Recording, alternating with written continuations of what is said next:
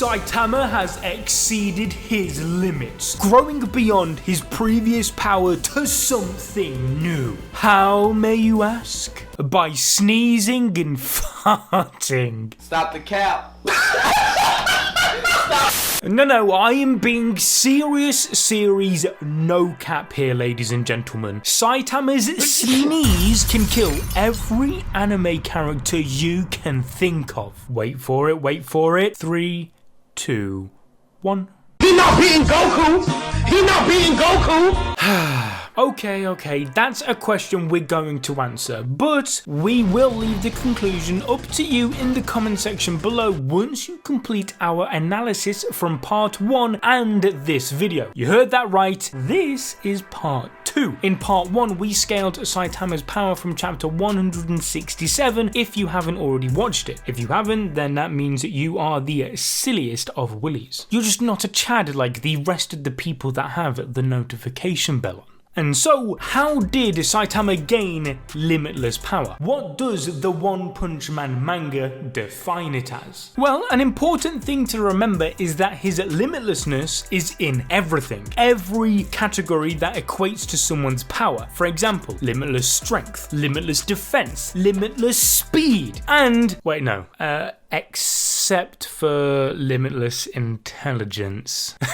I mean, Saitama clearly doesn't have a limitless intelligence, you don't need me to tell you that. Oh, and there's also gaming. I mean, remember this? K.O. Kusoge! Kusoge dane! Oh, I can't do this anymore. It's time to play Space Sleepers. Goddamn right. One of the most appealing aspects of this game is the pawsome cyberpunk art style and character designs. Yes, I just said pawsome. But no, seriously, I mean, just look at 3 of my favourites. You got Amber, Peru, and Viti. I may have a type. But you need some tunes to match, right? Yes.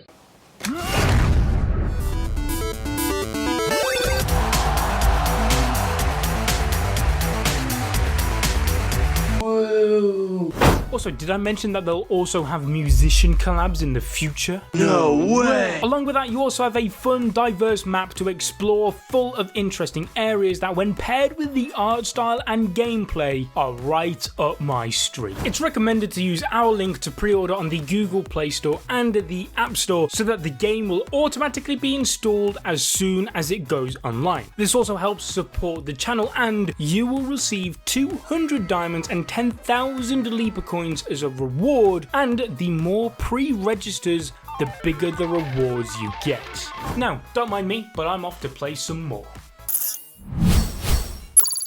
Okay, getting back to the point. After Saitama became bald through his training regime, his limiter was broken, and in fact was limitless from that point forward. However, his infinite power is an ability that activates when facing an opponent that provides him a challenge. A good example of this being foreshadowed from the very beginning was Saitama's battle against Crablante. Pre-training Saitama defeated a Tiger level threat, which is the equivalent of being a B-class hero already. I mean, Saitama had something like a 9-foot high jump. For some perspective, the world record is 8'1¼ inches. Saitama cleared Crabalante's height, which is stated to be 8'2".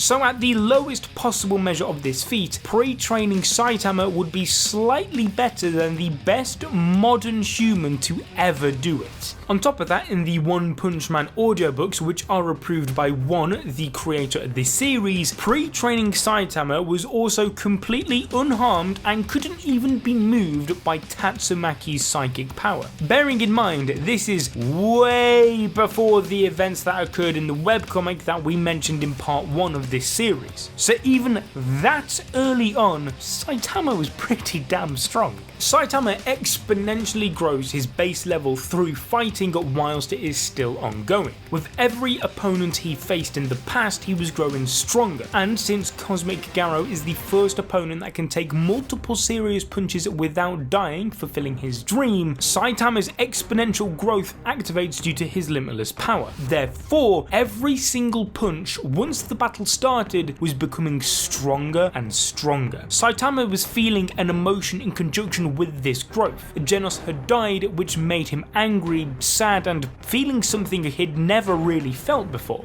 Garou incited this because his plan was to copy Saitama's limitless power an infinite amount of times to eventually beat him. He claims that he is hitting Saitama with serious punches with the same amount of power that he was utilizing on Earth. But Saitama grows more and more to the point where an opponent simply can't keep up, because his power will multiply a number of times over what the opponent is dishing out to him until they are left in the dust. So even though Garou was copying his power level each and every time, it was useless, because Saitama's next punch was always going to be something higher. His speed and defense scales like this as well. That's why he's never really taken any damage or even bled before. Theoretically, what this means is that if Saitama faced an opponent that can keep tanking his limitless power, for example if an opponent existed that could tank a serious punch that scaled to the highest it's ever been in one Punch Man at the end of chapter 168, it wouldn't actually matter, because the longer the fight goes on, the stronger Saitama will become, as he will just keep adapting to the new power level that is needed for him to attain victory. And so, let's talk about the serious sneeze for a moment. Saitama's sneeze alone can kill every single person on Earth. Just take a look at this picture just to understand the scale of Saitama's sneeze. Earth is that small in comparison to Jupiter. Jupiter is a huge planet. In fact, it has a mass 2.5 times greater than the sum of all the planets in our solar system. Which begs the question, how much power did Saitama's sneeze result in? Well, it would require around 2 trillion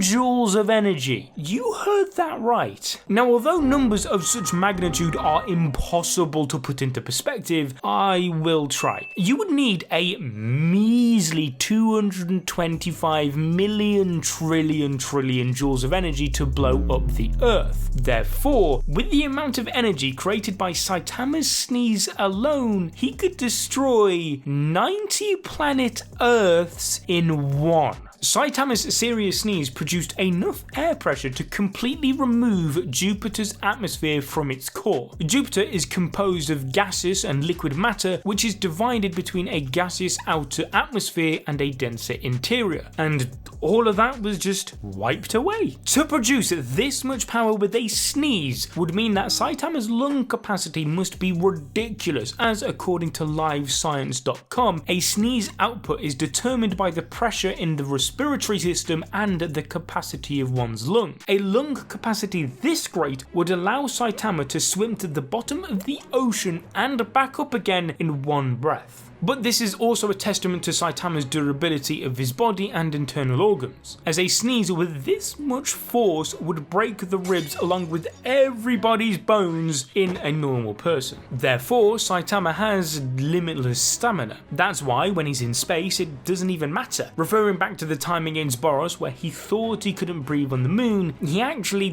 doesn't need to. This then moves us on to Saitama's fart. I never thought I'd be saying that in a power scaling video. Saitama's fart, similar to his sneeze, represents the durability of his internal organs and its ability to produce pressurized gas. We can actually attempt to calculate the force of Saitama's fart. Because Saitama weighs 160 pounds on Earth, where according to the universal law of gravity, in space he should weigh around 142 pounds. We know that Saitama travelled faster than the speed of the rays of light that came from the sun, travelling at the speed of 186,282 miles per second. So the momentum would be P equals mv, where P is momentum, m is mass, and v is velocity, giving Saitama the momentum of 26,412 kilogram meter per second. To put this into perspective, one of the most widely used handguns, the Beretta M9, has a typical bullet bullet mass of 0.008 kilograms with a velocity of 400 meters per second, giving us a bullet momentum of about 3.2 kilogram meters per second. This means that Saitama's farts give off a momentum nearly 10,000 times that of a bullet. In terms of speed, well, I mean, we already explained that in part 1. Now that we have scaled Saitama's serious fart and serious sneeze, I can't believe that's coming out of my mouth, let's take this further and beyond by scaling his feat with the sun. The sun is so massive that it makes up 99.8% of the mass of our solar system. To put this into perspective, you could fit nearly 1 million Earths inside of it. The temperature at the sun's core is also about 27 million degrees Fahrenheit. Most of the chemicals that make up our body won't even be able to live at this temperature. We would simply burn, melt, evaporate, and pass away, disintegrating as if we've never existed.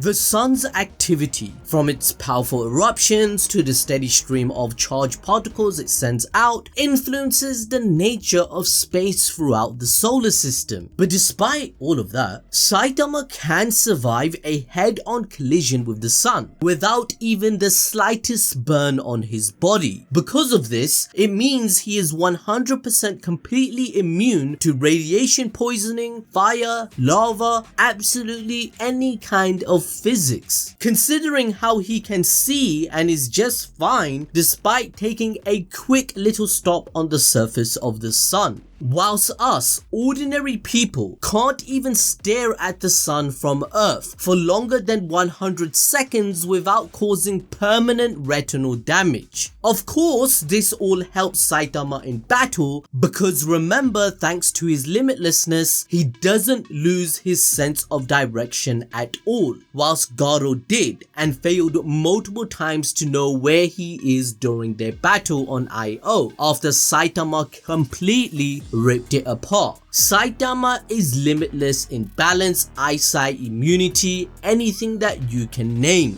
This brings us to the reverse causality zero punch. A lot of you are scratching your heads thinking, well, bruh, this is the first time I heard of this term and I need Anime Balls Deep to use their degree in anime bullshit science to explain this to me. Basically, Garou taught Saitama the ultimate technique of his fist that he had envisioned after stealing strength from God. Garou gained knowledge about the ways energy flows throughout the universe and how different types of forces react to any form of stimuli, becoming one with the cosmos. However, despite his cosmic growth, Garou was still unable to execute this supreme skill of time travel. He knew that Saitama was the only one who could perfect his God-given skill without his assistance. So as Garou performed this ultimate technique, Saitama copied his every move. This ultimate technique resulted in Saitama imagining his own inner universe and utilizing his own cosmic rays to generate pairs of particles and anti-particles. With extreme focus, Saitama was able to force these particles to move and imitate their pairs in opposite directions. Once all of Saitama's subatomic particles had done this, he was able to travel back in time. This type of time travel is due to the idea that subatomic particles do not have a direction in time, and according to live science, if they are set in a certain way, they can go in either direction of time, being forward or backwards. Saitama illustrated he was able to do this, showcasing his ability to copy limitlessly and perfect techniques that aren't possible to do due to theoretical limitations. After Saitama was able to pick the moment of time to interact with, he landed a punch which instantly knocked out Cosmic Fear Garou in his early stages. This punch wasn't even his serious series, by the way, rather it was just a normal one, which means Saitama's exponential growth in their battle on Jupiter's moon made his base state so much stronger than his serious state from back on Earth. We know this because Cosmic Garou Garou was able to tank a serious punch often, or at least keep on moving after it. But Saitama instantly one-shots Garou with his new base level. Okay, is Saitama the strongest anime character ever created? ABD, can you answer that question for me, please? I don't think so, pal. So I know what you're probably thinking. A lot of you love, and I mean love, to mention Saitama vs Goku. Now I want to state right now that we are not a power scaling channel, nor will we ever be. This is just our opinion and not a fact. And I know giving an opinion out on the internet results in things like this.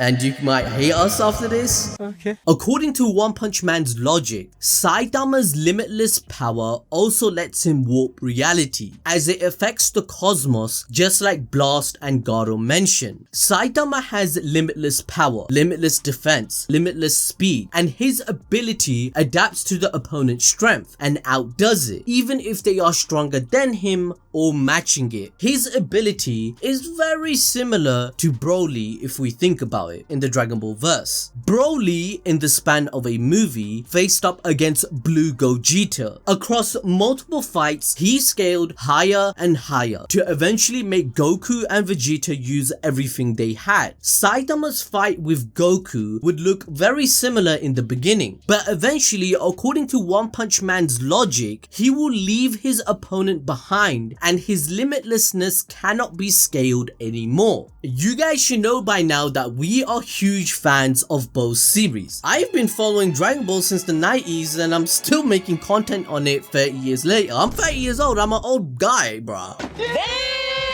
But if we are using simple logic, we can argue that Goku also has exponential growth ability, just like Saitama. On the other hand, the difference is that Goku, to unlock his new limit, has to face defeat and actually be beaten. In the Z series, this would give Goku a huge growth after recovery due to his Zenkai boost, and then later Goku would figure out a new technique or transformation which allows him to overcome his previous challenges. Now, even if we take into account the recent events of the Dragon Ball Super manga and its latest chapter, Goku unlocked a Saiyan version of Ultra Instinct mid-fight against Gas. He became slightly stronger than him, and this is supposedly the person that is the strongest mortal person in the universe. However, Goku still ends up defeated because the opponent Gas became slightly stronger, which is exactly what Saitama would be doing against Goku due to his limitless. As we see from the graph depicted in chapter 168, Saitama will never be in a position where he is actually losing. His growth in mid-fight will infinitely increase until his opponent is at their limit, or their speed of growth is slower than Saitama. The only reason Saitama doesn't instantly blow up an entire galaxy is due to his physiological restraints. He's a human with human body type, and he has arms and legs and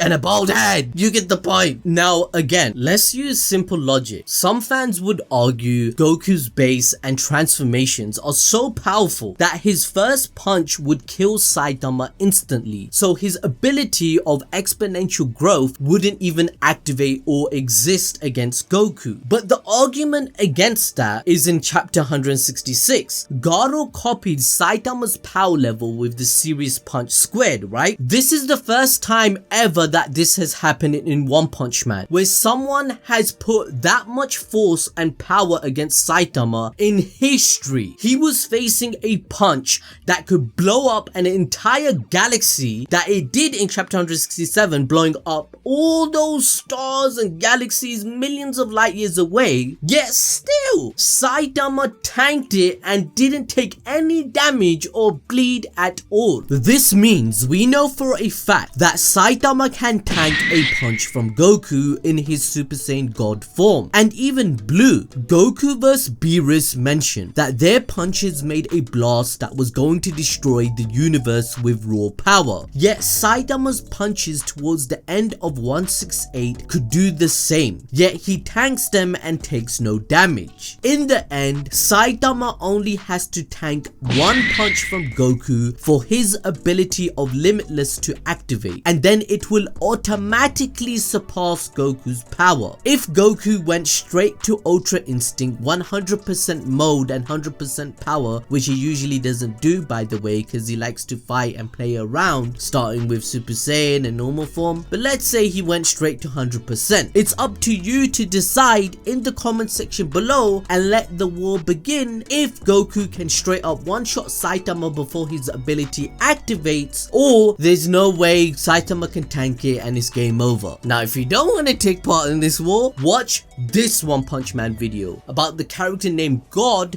that Saitama will have to face.